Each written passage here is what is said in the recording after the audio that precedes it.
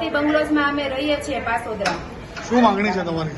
અમારે રોડ રસ્તા બધું હતું, ગજેબો હતો, ગાર્ડન હતું. પછી હવે એસએમસી વાળા પાડવા આવે છે તો બિલ્ડર લોકો એમ કે છે એસએમસી વાળાને મળો, એસએમસી વાળા એમ કે છે બિલ્ડર લોકોને મળો. તો અમારે ક્યાં જવાનું નાના માણસોને? આ સોસાયટીને કેટલા વર્ષ થયા છે? સોસાયટીને 2 વર્ષ થયા છે. 2 વર્ષથી આ લોચામાં ચાલે છે. બધાએ પૈસા ભરી દીધા છે એટલે હવે બિલ્ડર હાથ ઊંચા કરી દે છે. અમે કાંઈ નહીં કરીએ. બાજુમાં રસ્તો આપે છે તો લેખિતમાં મંજૂરી નથી આપતા એટલે 2 મહિના પછી ઈ રસ્તો લઈએ એટલે અમારે તો નાઈ લેવાનું ને બધાને. નાના માણસોને હાલવાનું ક્યાં? અમારે કયા રોડે ચાલવાનું? એસએમસી વાળા આજે પાડવા આવ્યા હતા 60-70 લોકો. તો બિલ્ડર લોકોને ફોન કર્યો તો બિલ્ડર લોકો કોઈ ફોન રિસીવ નથી કરતા. કઈ બિલ્ડરો છે? જયેશભાઈ પીપળી, ભરતભાઈ પીપળી, ઘનશ્યામભાઈ, કયું ગ્રુપ છે? ભાવેશભાઈ, પ્રગતિ ગ્રુપ વાળા.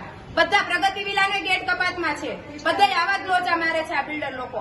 બિલ્ડર લોકો એસએમસી વાળાનું નામ દે, એસએમસી વાળા બિલ્ડર લોકોનું નામ દે છે. બધા મિલીભગત રહીમાં રાખે છે બંને. તમે અત્યારે રજૂઆત કરવા આવ્યા છો, શું જવાબ આપ્યો? અમે રજૂઆત કરવા આવ્યા છીએ, કોઈ જવાબ નથી આપતો. હાથ ઊંચા કરીને બેઠા છે. જો એ મોઢું સામું નથી જોતા.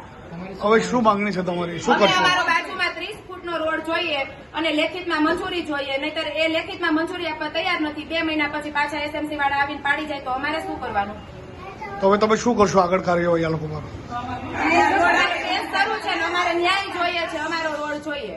આ લોકો તમને સપોર્ટ ન કરે તો આગળ તમે શું કરશો?